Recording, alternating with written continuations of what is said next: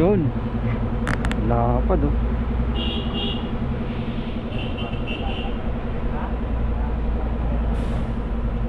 Ayos. Lapad ng gulong natin.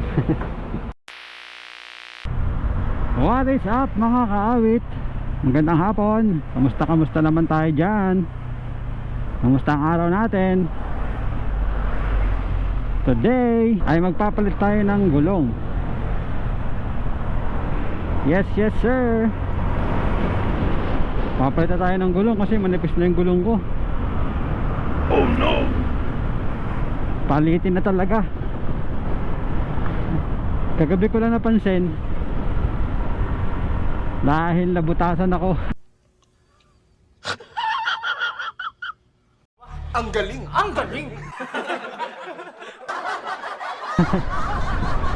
Buti na lang saktong malapit yung vulcanizing shop dun sa area na napagbutasan ng gulong ko, kaya di naman ako nahirapan. So ayun na nga, kailangan na talagang palitan dahil manipis na nga daw. Kahit tapalan pa ulit yun, anytime pwede ulit mabutas dahil manipis na nga talaga. Kaya ngayon papalit tayo ng malaking gulong para mas magandang handling. Sabi nila yung mga big size na gulong dyan, especially sa mga vlogger, sabi mas maganda raw ang handling ng malapad na gulong, lalo na sa mga lubak-lubak. Hindi mo siya masyadong maramdaman pag malapad ang gulong mo. Kumbaga hindi matagtag ganun. So susubukan natin magpalapad ng gulong ngayon. So on the way na ako ngayon sa Takara Tires. Bakit Takara Tires? Simple lang, kasi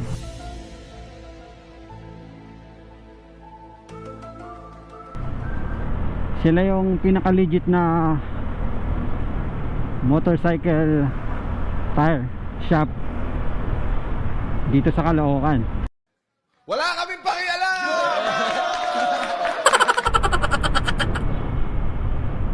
Ilang taon na rin silang nagbebenta dyan, so marami silang suki, pila-pila. Kaya first time ko papapalit ng gulong dun sa kanila. Sakto dito sa Congressional Avenue meron silang branch. Dito tayo sa malapit sa Congressional dahil may brush din sila dito. So tingnan na rin natin kung magkano yung big tires nila, dahil bala ko magpalit ng ng Pirelli Enjoy scooter, dahil may nakapagsuggest sa akin na maganda raw yung klase ng tire na to kasi hindi siya hard, hindi siya soft compound. Kumbaga nasa middle class siya ng gulong. Saka all weather na rin daw to, kaya kahit mapaulan, mapaaraw, kapit siya sa kalsada. Dahil ang gamit ko nung nakaraan stock tires lang, no? Mula nung napudpud yung stock tires ko, nag-stock tires ulit ako dahil tipid. Nagtitipid pa tayo ng mga panahon na yun, kahit na medyo madalas yung gulong. Sa mga nakaklik din dyan, yung mga bagong kuha lang, ako na nagsasabi sa inyo na talagang madalas ang gulong ng click. So hindi lang naman click, meron din sa mga sa mga ibang brand na nagsasabi na madalas din daw ang stock tires nila. Kaya yung mga bagong bili o mga bagong kuhang motor, yun ang una nilang pinapalitan, gulong. Dahil ang mga stock tires hard compound, matitigas, matagal mapudpud, pero yun nga talaga madulas dahil nga sa hard compound siya. Minimal lang yung kapit niya sa kalsada. Depende na lang kung babawasan nyo ng konting hangin para lumapat ng gusto yung gulong nyo sa semento. Ganun kasi sinasuggest ng iba pag ano, wag mo na lang masyadong titigasan para kumapit. So ayun, tara samahan nyo ako, magpalit tayo ng gulong. Tingnan natin kung bagay kay Click ang malapad na gulong. Siguro ang ipapalit ko yung ano lang muna, yung 100 by 80 tapos 90 by 80 para hindi masyadong mabigla yung Click ko, dahil nabasa ko sa mga comment ng mga vloggers, apektado rin daw yung bigat niya pag nag-oversize tayo ng gulong. Kaya doon lang tayo sa sakto lang, tama lang, para hindi maapektuhan yung arangkada ni Click sa yung hatak niya. Okay, alright. So alright, nandito na tayo sa Takara Tires, Congressional Avenue branch. So walang pila rito. Doon kasi sa Caloocan maraming pila doon eh. Ayun, walang pila. Sakto.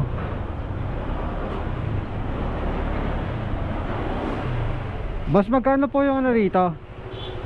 100 by 80 Pirelli Angel 250. Oh, hell no! Sige. Masyado ka naman talagang maka Kaya ako sa daliri na. Ay, sorry.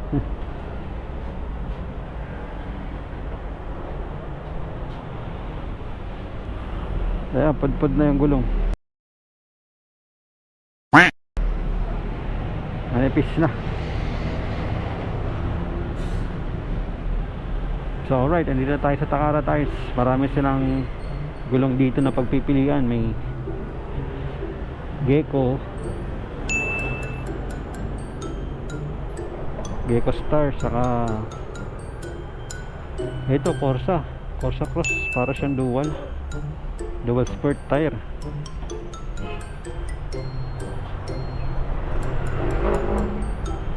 Karamihan dito mga ano, size 14. So meron din silang size 17 pero konti lang. Puro size 14 lahat. Pang scooter.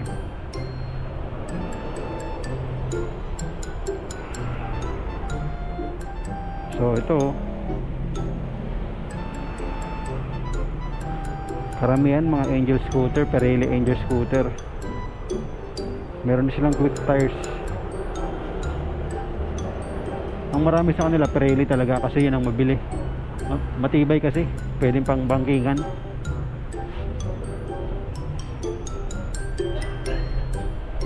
So meron din silang mga available na 17 dito pero konti. Mas marami pa rin yung 14 size pang scooter. So ayun.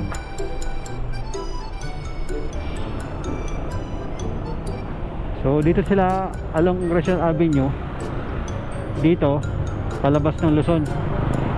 Dito naman sa kabila papunta Muñoz. So mas malapit sila dito sa may Luzon Avenue, corner Congressional. Makikita nyo naman agad yun, Takara Tires.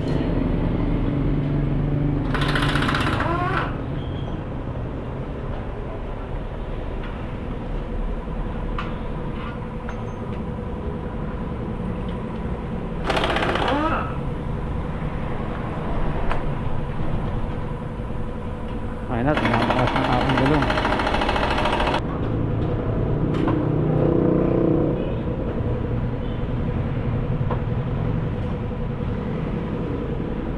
Yun, baklas na.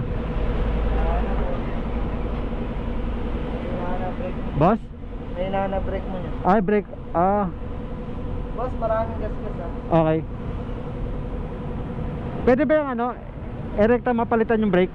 Oo, okay. Pwede, meron ako dyan eh, sige. Labor ka lang yung 50 lang naman. Sige, sige. Okay. Thank you. Sakto.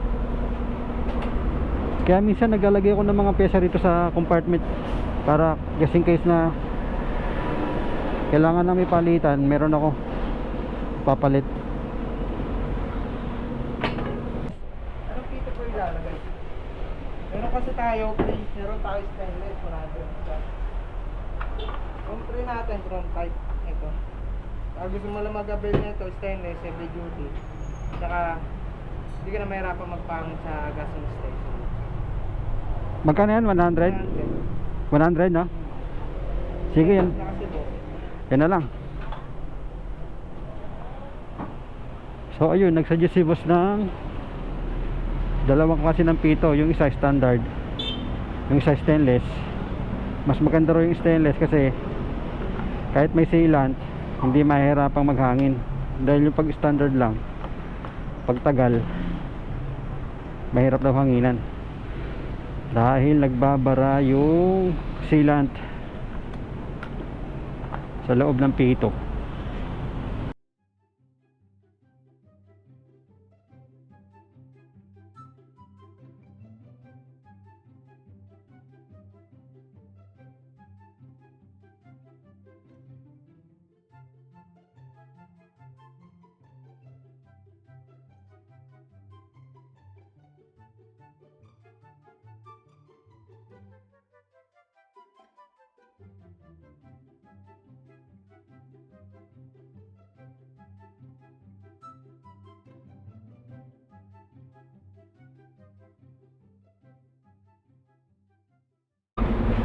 Yun, lapad oh.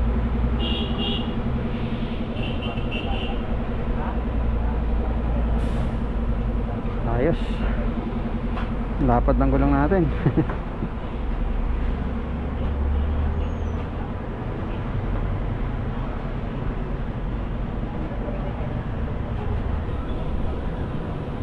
Ito yata dito, halos mag-iisang dangkal. Malapad.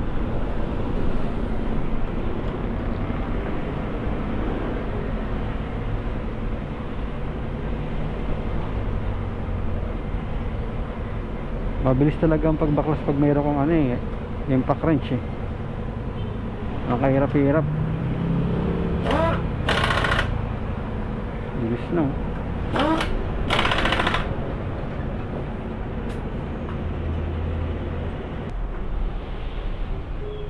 Alright, nakabit na yung ating gulong. Ayos, kapal.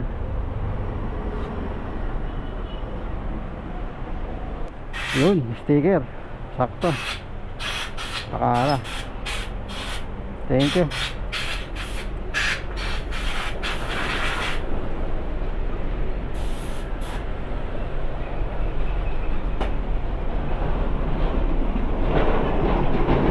Meron tayong sticker ni Takara. Alright. So ang hagan daw natin dito sa bagong gulong natin is 32 pesay.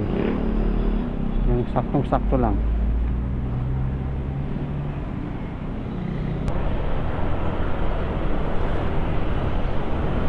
Alright, let's go.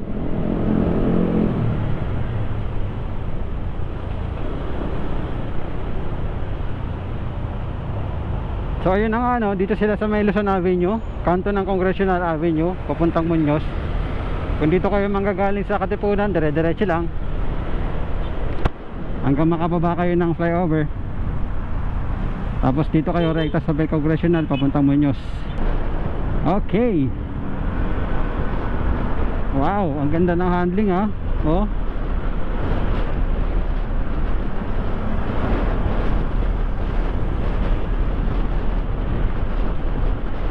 Ayos, totoo nga. Gumanda lalo yung handling ng ano ko, motor. Dahil malapad na yung gulong ko sa ulihan.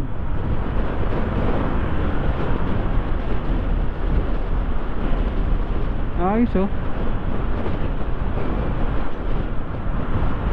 Pwede yung pambangkit. So yun lang mga kaawit no. Sinare ko lang sa inyo yung pagpapalit natin ng gulong dahil safety first ika nga. Dahil yung gulong na yun manipis na, medyo delikado na pag di pa ako nagpalit. So thank you sa panonood. Kung nanood ka mga ngayon sa aking video, at pakihit na rin ng share, like and subscribe sa aking channel para maging updated kayo sa aking mga video ginagawa.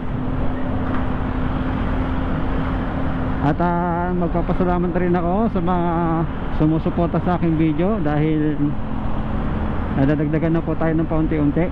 Thank you sa mga nagtitiwala. So hayaan nyo po na gagalingan ko pa sa mga susunod na video yung gagawin natin para hindi naman masayang yung mga suportang binibigay nyo. Maraming salamat mga kaawit. Kita ulit tayo sa susunod kong video. Ciao.